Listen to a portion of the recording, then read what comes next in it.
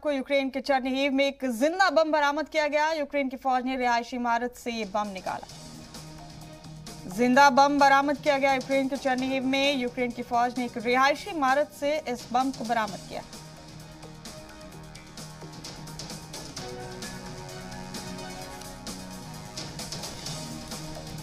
बड़ा अपडेट इस वक्त का आप देख रहे हैं अपने टीवी स्क्रीन पर। यूक्रेन के चर्निहिव में जिंदा बम बरामद किया गया है। बड़ा अपडेट,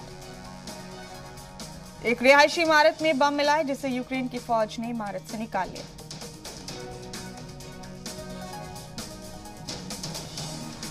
आज 19वां दिन है रशिया और यूक्रेन की जंग का, और इस बीच रशिया के हमले लगातार जारी हैं यूक्रेन पर। शहर दर शहर तबाही मच रही है यूक्रेन में, और इस बीच बड़ा अपडेट भी मिल रहा है। यूक्रेन के चर्निहिव में एक रिहायशी इमारत से जिंदा बम बरामद किया है यूक्रेनी फौज।